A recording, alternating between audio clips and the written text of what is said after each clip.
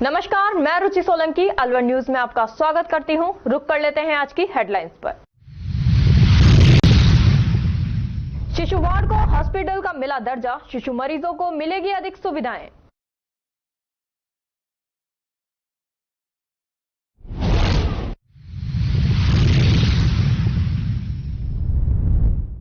बरसात के मौसम में बढ़े चर्म रोग, आमजन नमी मौसम में बरतें सतर्कता।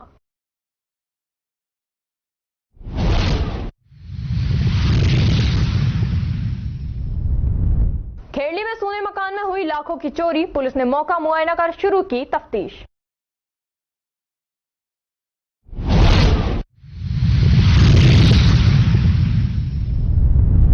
लापता युवक का 1 महीने बाद भी नहीं लगा सुराग, परिजन युवक के नहीं मिलने से हुए हताश।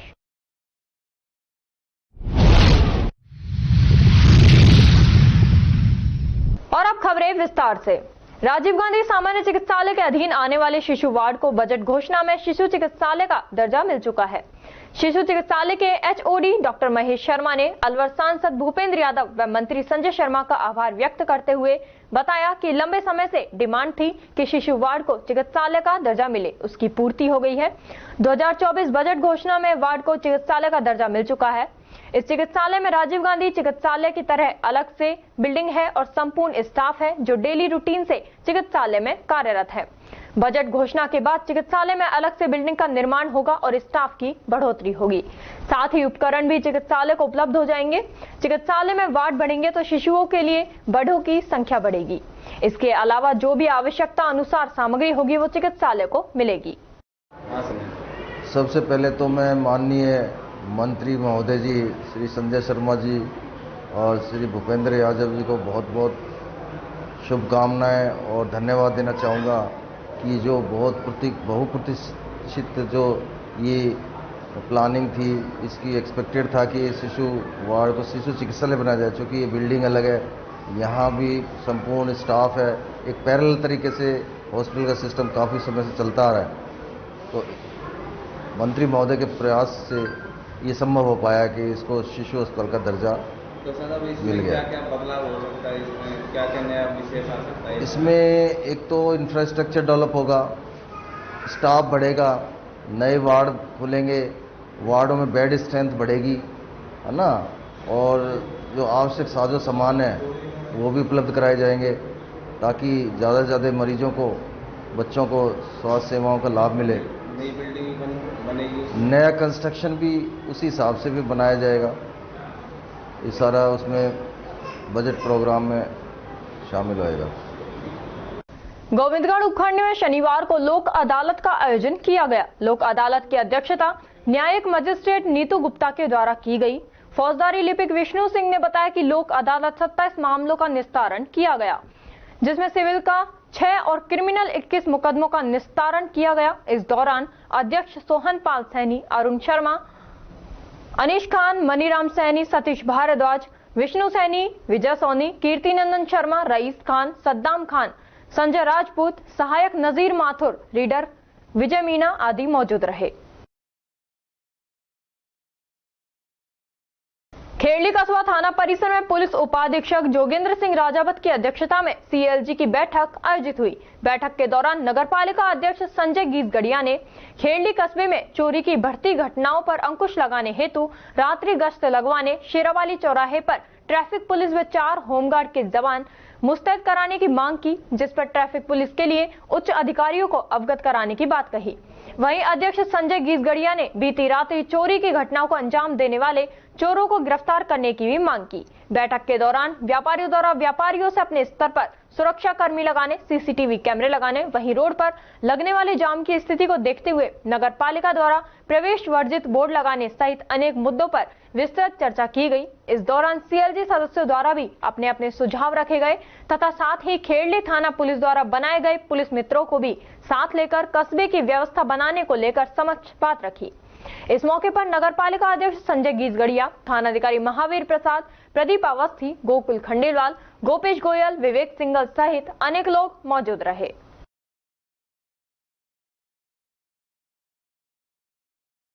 रामगढ़ उपखंड क्षेत्र की ग्राम पंचायत चौमा अंतर्गत गुजरपुर खुर्द गांव के राजकीय उच्च प्राथमिक विद्यालय प्रांगण में छात्र छात्राओं एवं स्कूल स्टाफ द्वारा स्कूल खेल मैदान और विद्यालय परिसर में शनिवार को एक पौधा मां के नाम अभियान के अंतर्गत पौधारोपण किया गया।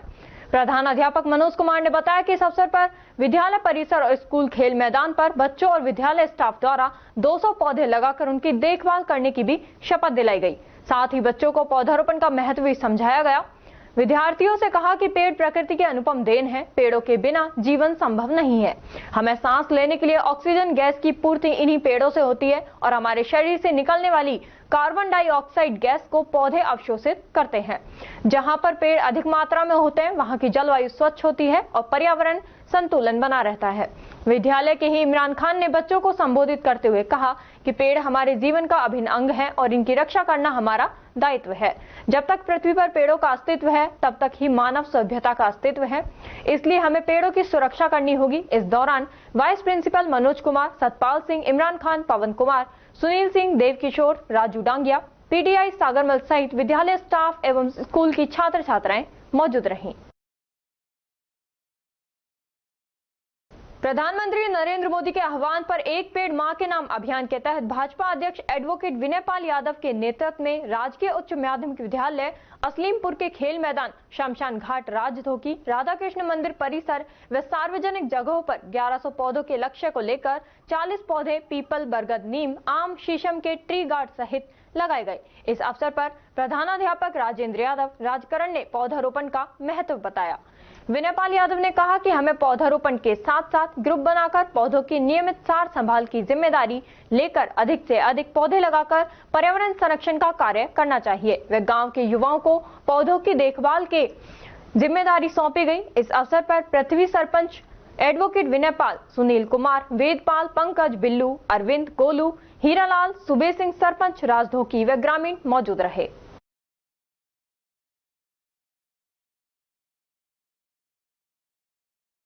नौगांवा तहसील के गांव नीकत से पिछले 1 माह से लापता व्यक्ति का सुराग नहीं मिलने से परिजन परेशान है। पिता अपने बेटे की तलाश करने के लिए दर दर भटक रहे हैं। नीकत निवासी इस्लाम पुत्र नूर मोहम्मद ने बताया कि उसका बेटा अफरीदी, जिसकी उम्र करीब 21 साल है, कद 5 फुट, रंग गोरा है, वह 15 जून की रात करीब 9 बजे घर से निकल गया। आस पड़ोस व रिश्तेदारी में सब जगह ढूंढ लिया लेकिन उसका कोई पता नहीं चला। नौगांवा थाने में भी पुत्र के गुमशुदा रिपोर्ट दर्ज कराई गई है लेकिन अभी तक उसका कोई पता नहीं चला है, जिसके कारण परिजन परेशान हैं। मैं इस्लाम नीकत जलाबाद से, मेरा बेटा अफरीदी रात के 9 बजे घर से निकल गया और हमने 1 महीना का टाइम होगा, हमने पूरा इलाका छान लिया और हमें नहीं मिला। नहीं मिलने के बाद हमने नौगांवा थाना में रिपोर्ट दर्ज कराई, FIR दर्ज कराई, तो हमारे लिए भी थाना वालों ने भी नहीं बताया कि मिला नहीं मिला। क्या नाम है तुम्हारे बेटे का? अफरीदी। कितनी उम्र होगी उसकी? उम्र 21 साल है आधार कार्ड में। कद 5 फुट है और रंग गोरा है और कुर्ता पजामा पहना हुआ है और पाँवों में काली चप्पल है। खबरों में वक्त तो चला है एक छोटे से ब्रेक का। ब्रेक के बाद जल्द लौटेंगे, तब तक आप बने रहिए अलवर न्यूज के साथ। तेज दिमाग, पैनी नजर और निर्णय लेने की क्षमता आपको बनाती है देश का स्वर्णिम भविष्य। नरेंद्र तिवारी IAS एकेडमी, जो कि है सभी प्रतियोगी परीक्षाओं के लिए सर्वश्रेष्ठ संस्था, जहां का उन्नत माहौल और सही मार्गदर्शन आपको RAS, IAS, शिक्षक, REET, SSC, railway, Delhi police, Rajasthan police, SI, patwari, STC और B.Ed जैसी प्रतियोगी परीक्षाओं में सफलता का रास्ता दिखाएगा। अलवर की सर्वश्रेष्ठ प्रतियोगी संस्था Narendra Tiwari IAS academy, railway station के पास, लिटिल बर्ड स्कूल के पीछे, नेहरू नगर, अलवर।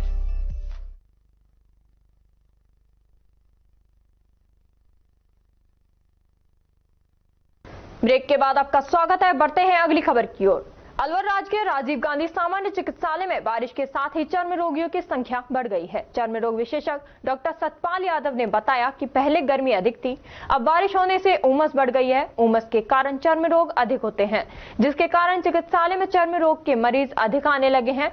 इस मौसम में फोड़ा, फुंसी, दांत, खुजली, एक्जिमा जैसी बीमारी ज्यादा हो जाती है। पसीना अधिक आने से बैक्टीरिया ज्यादा पनपते हैं। इसके बचाव में उमस वाले वातावरण में रहने वाले सुबह शाम स्नान करें। यादव ने बताया कि हमेशा हेल्दी डाइट लें, जंक फूड का सेवन कम करें। अभी पहले अत्यधिक गर्मी पड़ी, उसके बाद बारिश के बाद अभी अत्यधिक उमस का वातावरण बन गया है। इस उमस के वातावरण बनने के कारण से जो चर्म रोग के मरीजों काफ़ी संख्या में बढ़ गए हैं, जैसे स्पेशली फोड़ा, फुंसी, खाज, खुजली, दाद, एक्जिमा, इनकी तादाद काफ़ी ज़्यादा बढ़ गई है। तो क्या कारण है सर, ये जो मतलब बीमारी होने का संभावना बन जाती है? उमस के वातावरण में साफ सफाई कमी के होने की वजह से, पसीना ज़्यादा आने की वजह से, बॉडी पे मॉइस्चराइजर नहीं लगाने की वजह से बैक्टीरिया वगैरह ज़्यादा पनपते हैं। तो इसके बचाव के लिए क्या क्या कर सकते हैं? इसके बचाव के लिए आप एक तो थोड़ा उमस वाले वातावरण से बचें, दोनों टाइम नहाएं और नहा के शरीर पर मॉइस्चराइजर वगैरह अच्छे से लगाएं। ऑयल फ्री मॉइस्चराइजर का यूज़ करना चाहिए इस मौसम में। तो सर इसमें इस बीमारी में कुछ खाने पीने से भी कोई फर्क पड़ता है क्या? हाँ, जितना हो सके हेल्दी डाइट लें, जंक फूड वगैरह से बचें। क्या नाम है सर आपका? डॉक्टर सतपाल यादव। राजगढ़ पंचायत समिति क्षेत्र के सकट इलाके में स्थित नारायणपुर ग्राम में नारायण भागवत कुंज आश्रम में शनिवार को आषाढ़ शुक्ल पक्ष की सप्तमी को ब्रह्मलीन संत श्री यति दामोदर दास महाराज का समाधि दिवस कार्यक्रम श्रद्धा व भक्ति भाव के साथ मनाया गया। आश्रम के महंत साईं राम महाराज ने बताया कि समाधि दिवस कार्यक्रम को लेकर श्रद्धालुओं ने हरिनाम संकीर्तन करते हुए नगर परिक्रमा यात्रा निकाली और भगवान के जयकारे लगाए। महाराज ने बताया कि हरिनाम संकीर्तन परिक्रमा यात्रा की शुरुआत विधिवत यति दामोदर दास महाराज के समाधि स्थल पर पूजा अर्चना व परिक्रमा लगाकर की गई। इस दौरान श्रद्धालुओं ने यति महाराज के समाधि स्थल पर मत्था टेक परिवार की सुख समृद्धि की कामना की। हरि नाम संकीर्तन परिक्रमा यात्रा यति महाराज के जयकारों के साथ नारायणपुर गांव से रवाना होकर सकट गांव की परिक्रमा करते हुए पुनः नारायणपुर गांव में स्थित नारायण भागवत कुंज आश्रम पर पहुंचकर संपन्न हुई। यात्रा के दौरान ट्रैक्टर ट्रॉली में ब्रह्मलीन यति दामोदर दास महाराज की प्रतिमा की झांकी भी सजाई गई, जो श्रद्धालुओं के लिए आकर्षण का केंद्र रही। यात्रा के दौरान श्रद्धालुओं को फलों का प्रसाद वितरण किया गया। गोविंदगढ़ उपखंड क्षेत्र में ब्लॉक शिक्षा अधिकारी ने विद्यालय के निरीक्षण के दौरान 2 शिक्षकों को मोबाइल पर सोशल मीडिया का प्रयोग करते पाए जाने पर कारण बताओ नोटिस जारी किया है। इसके बाद शिक्षकों में हड़कंप मच गया। सरकार ने विद्यालय समय में संस्था प्रधान के अतिरिक्त अन्य शिक्षकों के मोबाइल उपयोग को पूर्ण रूप से प्रतिबंधित किया हुआ है। शिक्षा मंत्री के आदेशों पर अब विभाग के अधिकारियों ने कार्रवाई करना प्रारंभ कर दिया है, लेकिन वर्तमान समय में शिक्षक मोबाइल का प्रयोग करते हुए थम नहीं रहे थे, जिसके बाद गोविंदगढ़ ब्लॉक शिक्षा अधिकारी के विद्यालयों के निरीक्षण में यह मामला सामने आया है। गोविंदगढ़ ब्लॉक शिक्षा अधिकारी विश्वजीत सिंह शुक्रवार को राजकीय प्राथमिक विद्यालय कुंतावास सिंगराका में निरीक्षण के दौरान मोबाइल का उपयोग करने पर 2 शिक्षक योगेश व सिद्धार्थ गोयल को कारण बताओ नोटिस जारी किया है, जहां सीबीईओ विद्यालय में 12:40 बजे निरीक्षण के लिए पहुंचे थे। यहां मौके पर 2 शिक्षक टेलीग्राम, फेसबुक, यूट्यूब व अन्य ऐप का प्रयोग करते हुए मिले। सीबीईओ विश्वजीत सिंह का कहना था कि निरीक्षण के दौरान विद्यालय संबंधित कार्यक्रम ही करने थे जो नहीं किए गए, जबकि सरकार स्कूल समय में संस्था प्रधान के अतिरिक्त अन्य शिक्षकों के मोबाइल उपयोग को पूर्ण प्रतिबंधित किया हुआ है। दोनों शिक्षकों को 3 दिन में पीईईओ की टिप्पणी सहित जवाब मांगा है। निरीक्षण के दौरान सीबीईओ विश्वजीत सिंह ने शिक्षकों के मोबाइल से स्वयं ही एक फीचर का इस्तेमाल कर मोबाइल का स्क्रीन टाइम निकाल लिया, जिसके जरिए यूजर ने एक दिन में किस ऐप या किस प्लेटफॉर्म का कितना इस्तेमाल किया है और उस ऐप को कितना समय दिया है, यह जान लिया। इसके बाद शिक्षकों को कारण बताओ नोटिस जारी कर दिया गया। सिंह ने बताया कि निरीक्षण के दौरान 2 शिक्षक सोशल ऐप का उपयोग करते हुए मिले, उन्हीं के मोबाइल से डिटेल निकाली थी। दोनों को नोटिस जारी किया है। जवाब युगांडा इंटरनेशनल पारा बैडमिंटन टूर्नामेंट 2024 हाल ही में संपन्न हुआ है। इस टूर्नामेंट में ओमेक्स पैनोरमा सिटी भिवाड़ी का कार्तिक सुहाग पुत्र सतीश सुहाग ने अपने अच्छे प्रदर्शन का परिचय देते हुए फाइनल मैच जीतकर एक ही नहीं 2 गोल्ड मेडल सिंगल और डबल में जीतकर पूरे भारत का नाम रोशन किया है। इसी खुशी में बैडमिंटन क्लब ओमेक्स ने स्वागत कार्यक्रम का आयोजन किया। मुख्य अतिथि आरपीएस स्कूल की प्रिंसिपल मैम और कोच मिस्टर सौरभ रहे। इस मौके पर गोल्ड मेडलिस्ट कार्तिक सुहाग ने इस सफलता का पूरा श्रेय अपने मम्मी पापा, कोच और बैडमिंटन क्लब ओमेक्स को दिया। इस खुशी के मौके पर बैडमिंटन क्लब ओमेक्स द्वारा भंडारे का आयोजन किया गया।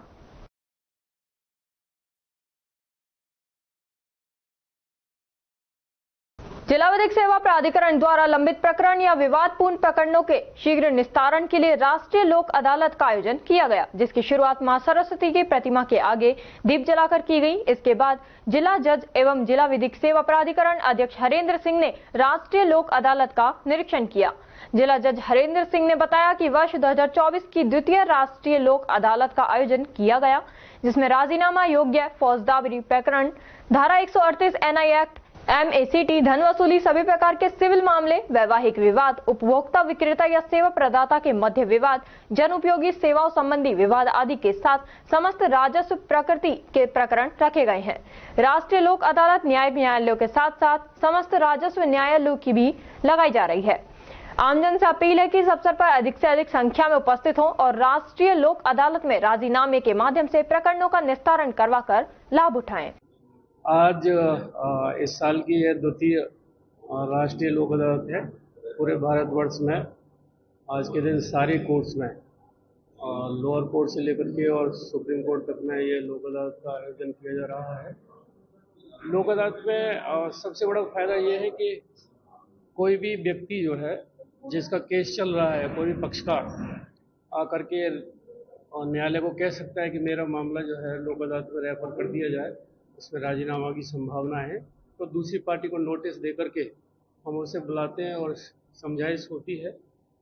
वैसे तो एक पार्टी भी रेफर करने के लिए कह सकती है, और जहां दोनों पार्टी एग्री हो जाती है कि हमारा मामला लोक अदालत में भेज दिया जाए, तो दोनों पार्टी के राजी से उस लोक अदालत में भेज दिया जाता है और वहां समझाइश होती है और हमेशा के लिए वो केस खत्म हो जाता है। अगर उनमें एग्रीमेंट हो जाता है कि भाई ठीक है, हम इन शर्तों पर तैयार हैं इस केस को ख़त्म करने के लिए, तो उसका ये सबसे बड़ा फ़ायदा ये है कि दोनों पक्षों में बहुत अच्छे संबंध स्थापित हो जाते हैं और केस हमेशा के लिए ख़त्म हो जाता है। उसमें अपील का भी कोई प्रावधान नहीं है।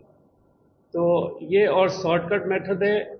और जो रेगुलर प्रोसीडिंग्स हैं कोर्ट की, वो काफ़ी लेंदी होती हैं। उसमें गवाही वगैरह करवानी पड़ती है, फिर आर्ग्यूमेंट्स होते हैं, फिर जजमेंट्स होते हैं और फिर आगे अपील के भी प्रावधान हैं। लेकिन लोक अदालत का ये फ़ायदा है कि अगर आप किन्हीं शर्त पर राजी हो कि इस शर्त पर हमारा राजीनामा हो गया है और हम केस ख़त्म करना चाहते हैं, तो बस 2 मिनट लगते हैं और हमेशा के लिए केस ख़त्म हो जाता है। उसमें कोई अपील का भी प्रावधान नहीं। सर, कौन कौन से डिपार्टमेंट आज अपने यहाँ पे आए हैं लोक अदालत में? एक तो जुडिशरी तो है ही, हमारे जितने भी पूरे ज़िले में कोर्ट्स हैं और जिनकी बेंच बनी है, तो वो उनके पास केसेस रेफर हुए हैं लोक अदालत के। और रेवेन्यू साइड में भी ऑफिसर्स हैं, SDM हैं, तहसीलदार हैं, ADM हैं, DM हैं, ये सभी लगे हुए हैं कि भी ज़्यादा से ज़्यादा लोक अदालत का फ़ायदा ज़्यादा से ज़्यादा लोगों को मिल सके और उनके जो दुख दर्द हैं उनके अगर शॉर्टकट मेथड से निपट सकते हैं तो बहुत ही अच्छी बात है। ये सुलह कराने का एक बहुत अच्छा प्लेटफॉर्म है और इसको मैं समझता हूँ कि एक पुण्य का काम भी है। अगर हम राजीनामा करवाने में सक्षम हुए हैं, अगर सफल हो जाते हैं, तो हमें खुद भी सेटिस्फेक्शन होता है अधिकारी को कि भाई ये हमने बहुत अच्छा काम करा दिया।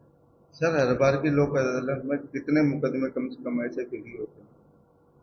काफ़ी मुकदमे निस्तारित होते हैं और हर एक कोर्ट के ऊपर है ये कि वो अपनी टूल्स एंड टेक्निक्स इस्तेमाल करके कितने मुकदमों में राजीनामा करवा पाने सफल होते हैं। लेकिन फिर भी हज़ारों की संख्या में अलवर से हर बार केसेस का लोक अदालत के माध्यम से निस्तारण होता है। सर, अलवर में एक अभी मर्डर भी हुआ है। शुभ नाम क्या है सर आप? हरेंद्र सिंह। अलवर शहर में जेल चौराहे पर स्थित UIT के शिव कॉम्प्लेक्स में दुकान नंबर 27 से शुक्रवार रात को चोर AC के कॉपर पाइप और वायर चोरी कर ले गए। यहां कॉम्प्लेक्स में पहले भी चोरी हो चुके हैं। बलराम यादव ने बताया कि शुक्रवार रात को चोरी हुई है। चोर AC के पाइप ले गए। यहां रात 8 बजे के बाद शराबियों का जमावड़ा रहता है। ठेकों पर खुलेआम शराब मिलती है। यहां शराबी दुकानों के बाहर बैठे रहते हैं। वहीं पैसे के चक्कर में पाइप चोरी कर ले गए। सुबह आकर देखा तो पाइप खुले मिले। दुकानदारों का कहना है कि शिव कॉम्प्लेक्स यूआईटी का है, जो बेहद कीमती है। यहाँ अब यूआईटी का ध्यान नहीं है, न सफाई होती है, न ही कोई पुलिस की सुरक्षा है। आए दिन चोरी होने से माहौल खराब है। शराबियों का जमावड़ा रहता है, जिससे हर कोई परेशान है। ये क्रॉसपॉइंट मॉल के पीछे मेरा ऑफिस है और यहाँ पर आए दिन यहाँ पर शराबी और नशे करने वाले लोग इन गलियों में घूमते रहते हैं। नीचे एसी का कॉपर वायर रात को चोरी हो गया, यहाँ पर से पाइप भी चोरी हो गया। और काफी दिनों से यहाँ देखते हैं हम, आए दिन पुलिस को यहाँ गश्त भी लगानी चाहिए। और आए दिन यहाँ जो कोचिंग के बच्चे हैं यहाँ आकर के नशा करते हैं पीछे, शायद ऐसा लगता है कि उन्होंने शराब की बजाय कोई और नशा करते हैं, स्मैक वगैरह का। तो पुलिस को ये गश्त बढ़ानी चाहिए। चोरों के हौसले बुलंद हो रहे हैं, पुलिस कार्रवाई नहीं। चोरों के हौसले तो बुलंद हैं ही, आए दिन साउथ स्टाइल में मर्डर हो रहे हैं, यहाँ पर चोरियां हो रही हैं, तो पुलिस तो बिल्कुल नाकाम है। कॉम्प्लेक्स है, ये यूआईटी का अधीन आता है, शिव कॉम्प्लेक्स जी। तो यहाँ यूआईटी को भी ध्यान देना चाहिए, आवश्यकता है क्या है? बिल्कुल यूआईटी को ध्यान देना चाहिए। नगर परिषद भी यहाँ कोई सफाई नहीं करती, गंदगी कचरा पड़ा रहता है। यहाँ शराब पीने वाले लोग यहाँ बोतलें पटक जाते हैं और यहाँ जो नशा करने वाले लोग हैं, कोरेक्स लेते हैं या चरस लेते हैं, वो यहीं गलियों में बैठ करके ना दिन भर टोली की टोली में बैठ रहते हैं। कोई उनके खिलाफ कोई कार्रवाई नहीं करता, कोई सुनवाई नहीं होती। आए दिन ये कॉम्प्लेक्स के जो मालिक हैं ये भी कहते रहते हैं कि भाई हमारे कोई प्रशासन ध्यान नहीं देता। गुलशन कुमार नाम है इनका। काम चलता है यहाँ ऑफिस में? ये ऑफिस मेरा, मैं एडवोकेट हूँ राजस्थान हाईकोर्ट का और मेरे ऑफिशियल काम होते हैं।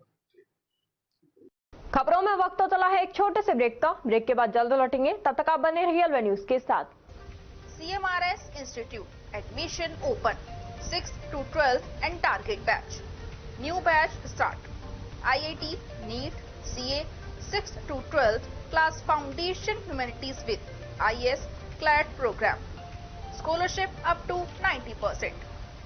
CMRS में आपको मिलेगी स्टेबल और एक्सपीरियंस फैकल्टी आपके बच्चे की बेहतर पढ़ाई के लिए, जिनमें CP Gupta sir, SS Rathore sir, Rajeev Bansal sir, Vikas Chaturvedi sir और Pramod Gupta sir. CMRS JLG square opposite Harish hospital near jail circle Alwar. For more information contact us 7014392684 और 9828115191।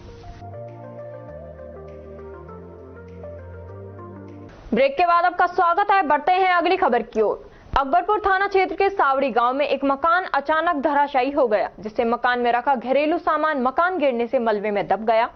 लाखों रुपए का सामान टूटकर कबाड़ बन गया। गनीमत रही कि हादसे के वक्त कोई जनहानि नहीं हुई।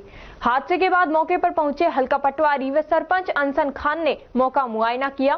पीड़ित गरीब परिवार से होने के कारण सरकार से आर्थिक मदद की गुहार लगाई है। जी सरपंच साहब बताएंगे, आपके ग्राम पंचायत गांव साहोड़ी में कुछ एक बड़ा हादसा होता टल गया है।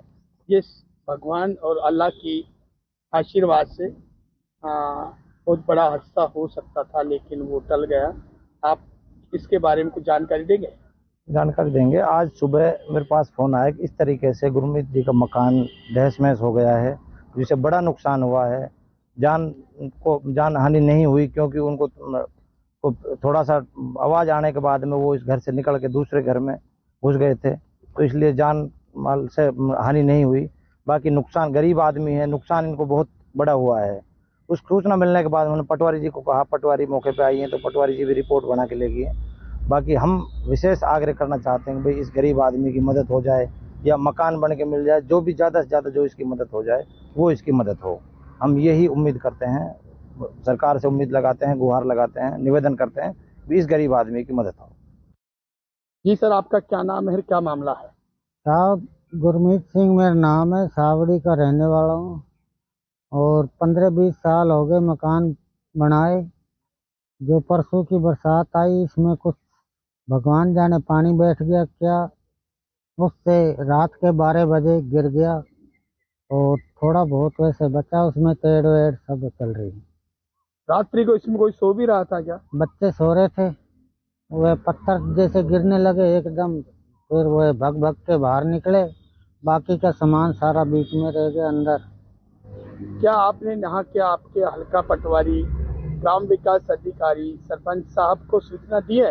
हाँ जी, सरपंच साहब को दी सूचना, वे भी आए थे और पटवारी भी आए थे। क्या मौका रिपोर्ट करके कुछ? मौका रिपोर्ट दर्ज देख के वे लिख ले गए।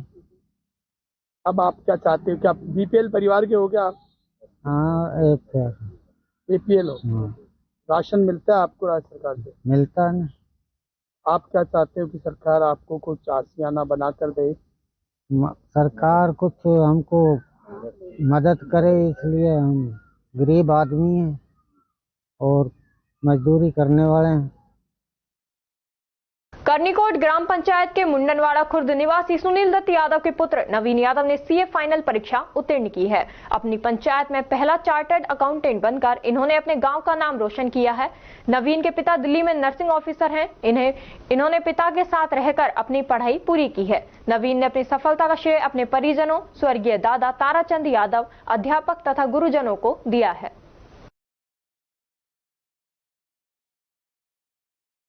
अलवर नगर निगम ने नाला की सफाई करने के दौरान करीब 45 वर्ष से चल रही प्याऊ को तोड़ दिया।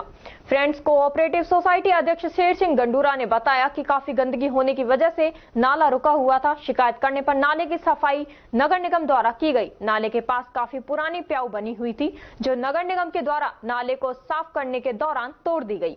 प्याऊ टूटने के कारण गर्मी में लोगों को काफी परेशानियों का सामना करना पड़ रहा है। इस प्याऊ पर लोगों को ठंडा पानी पीने को मिलता था। उन्होंने बताया कि नगर निगम के द्वारा नाले का पटाव तोड़ा गया था। नाले का पटाव टूटने के कारण यहां पर लोगों को आने जाने में काफी परेशानी होती है।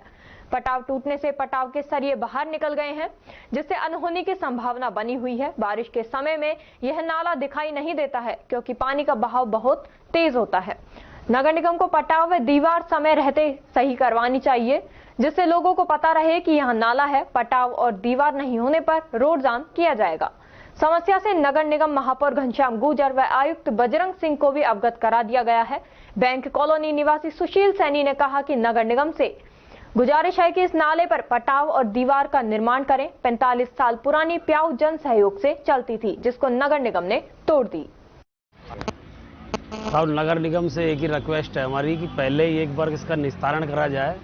जब यहाँ पे नाला आता है तो ये कुछ भी नहीं दिखता यहाँ पे। तो हमको तो पता है कि भाई यह नाला टूटा हुआ है, लेकिन अदर आदमी को किसी को नहीं पता कि यह नाला टूटा हुआ है, जिससे कि कोई जनहानि नहीं हो। तो इनसे हमारी रिक्वेस्ट यही है कि इसको तुरंत कोई ना कोई इस पर डंडा या कोई कुछ करा जाए, जिससे कि और फिर पानी आता है जब देखो तो आप इस कॉलोनी में सारी में कीचड़ ही कीचड़ हो जाता है। तो इस हमारा नगर निगम से यही कहना है कि इसका थोड़ा तुरंत प्रभाव से और सरिये वरिये निकले पड़े, इनको थोड़ा सा बढ़िया तरीके से कर दे। और एक हमारी समस्या एक हमारी यही है कि पानी की यहाँ पे तो हमारे कम से कम नहीं तो 40 से 45 साल पुरानी प्याऊ थी और आम जन सहयोग से चलती थी वो। तो उसको जल्दी से जल्दी अगर हमारे माने तो जल्दी हमारा प्याऊ का इंतजाम कर दे कोई। क्या नाम है आपका? मेरा नाम सुशील कुमार सैनी, बैंक कॉलोनी। मैं Sher Singh Gandura friends housing cooperative society का वर्तमान अध्यक्ष हूँ। ये 3 कॉलोनियाँ पड़ती हैं, बैंक कॉलोनी, अलकापुरी और फ्रेंड्स कॉलोनी। ये जो नाला है पहली बरसात में ही नले में ज़्यादा पानी आने की वजह से जो पानी पीने की टंकी बनी थी, पीने की कमरा भी था एक, वो टूट गया। एक तो इस पानी पीने की टंकी के टूटने से आम आदमी को बहुत परेशानी हो रही है। यहाँ बहुत लोग सुबह से शाम तक ठंडा पानी मिलता था, अच्छा पानी मिलता था। तो एक तो ये समस्या है, एक दूसरे पटाव होना बहुत ज़रूरी है, क्योंकि हम तो चलो हमको तो पता है इन कॉलोनी वालों को, बाहर का कोई आदमी आएगा तो इस पटाव में ज़रूर गिरेगा, गाड़ी सहित, मोटरसाइकिल सहित। और इसलिए इस पटाव को नगर निगम जल्दी से जल्दी इस पटाव को करे, नहीं तो हम ये धरना देंगे, रोड जाम करेंगे। इस बारे में मैंने वर्तमान निगम चेयरमैन गुर्जर को भी बता दिया कि या तो इस पर जल्दी से जल्दी पटाव बना दें, अन्यथा हम पूरी 3 कॉलोनी वाले लोग यहाँ सड़क को रोकेंगे, धरना देंगे। इसके लिए आप कब मिले थे और कब इसकी सूचना दी गई थी उनको? ये शुरू के दिन ही बरसात हुई, पहली बड़ी बरसात थी। उसी दिन जब ये पानी बह रहा था तभी हम नगर निगम के वो भी आए थे, कमिश्नर भी और चेयरमैन, दोनों गाड़ी सरकार। हमने उनको सभी कॉलोनी वालों ने भी मेरे साथ एक मिलकर बताया कि भाई इसको अब आप ये चाहते हैं कि यहाँ अब आप क्या चाहते हैं? अब हम ये चाहते हैं कि जल्दी से जल्दी पीने की प्याऊ बने और इस नाले का पटाव हो, अन्यथा जनहानि का भी डर है और हम आंदोलन भी करेंगे अब तीनों कॉलोनी वाले, क्योंकि हमें बहुत परेशानी हो रही है। क्या नाम है आपका? मेरा नाम शेर सिंह गंडोरा है, अध्यक्ष friends housing cooperative society. Bharat में जहां परिस्थिति तंत्र गड़बड़ाया हुआ है, जिसके कारण पूरी पृथ्वी भयंकर तापमान को झेल रही है और आलम यही रहा तो वो दिन दूर नहीं जब तापमान 52 से 55 डिग्री तक पहुंच जाएगा। ऐसे तापवार से बचने का केवल एक ही उपाय है, पारंपरिक पेड़ों का अधिकाधिक रोपण और उनकी सार संभाल।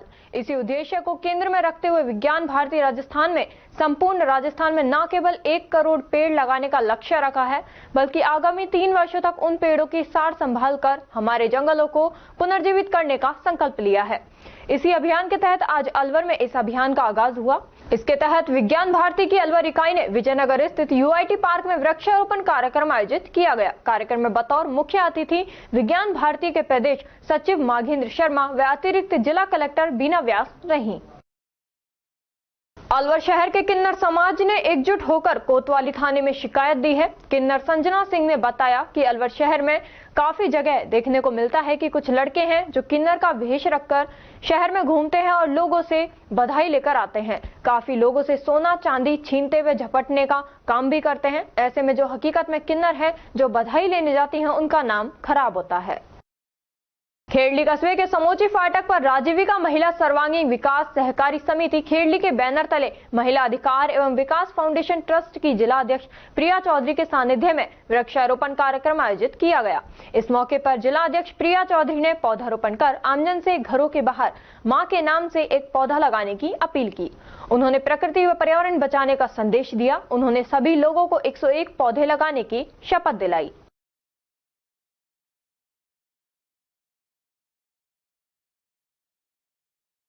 भिवाड़ी क्रिकेट ग्राउंड पर एक मैच हुआ जिसमें पहला मेवाड़ रॉयल्स और केई पावर कोर के बीच हुआ।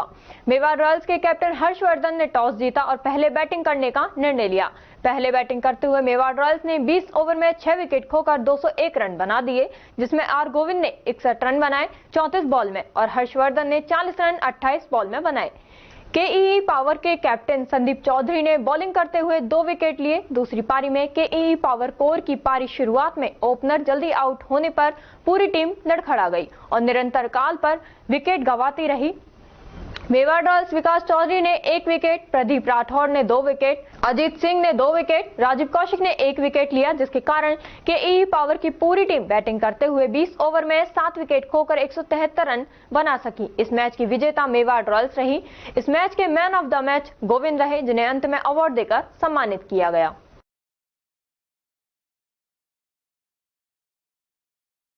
रामगढ़ उपखंड क्षेत्र के कस्बा अलावड़ा में उपखंड अधिकारी नीतू करोल के नेतृत्व में रात्रि चौपाल आयोजित की गई, जिसमें सभी विभागों के अधिकारी कर्मचारी मौजूद रहे। रात्रि चौपाल के दौरान मुख्य समस्या पेयजल आपूर्ति न होने और पूठी से शेरपुर तक प्रधानमंत्री सड़क योजना में और पापड़ी से सैमला भरतपुर सीमा तक बनने वाली स्टेट सड़क में कस्बे के अंदर बनाए जा रहे सीमेंटेड रोड में नालियां नहीं बनाने से बरसात के पानी का निकास न होने से फैल रही गंदगी सहित राजस्व विभाग सहित अनेक समस्याओं के समाधान कराने के आवेदन फरियादियों द्वारा उपखंड अधिकारी के समक्ष पेश किए गए।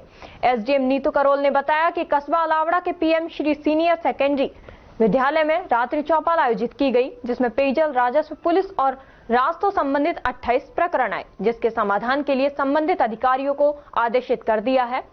कस्बा अलावड़ा के बस स्टैंड से पूर्व सरपंच जसवीर कौर ने घर की तरफ जाने वाले मोहल्ले में वर्षों से पेयजल समस्या को लेकर मोहल्ले की आई लीलावती, बिमला, हरबुकी सहित 1 दर्जन से अधिक महिलाओं ने उपखंड अधिकारी को बताया कि मोहल्ले में वर्षों से पेयजल सप्लाई नहीं होती। संबंधित अधिकारी कोई सुनवाई नहीं करते। 1 माह पूर्व भी रामगढ़ में उपखंड अधिकारी को अवगत कराया था तो सहायक अभियंता ने 1 सप्ताह में व्यवस्था सुचारू करने का आश्वासन दिया था, लेकिन आज तक भी समस्या का समाधान नहीं हुआ है। ग्राम पंचायत अलावड़ा में रात्रि चौपाल रखी गई है, जहाँ पे सभी विभाग मौजूद थे। लोगों को पहले से इन्फॉर्मेशन दी गई कि जो उनकी जो भी समस्याएं वो यहाँ आके रख सकते हैं।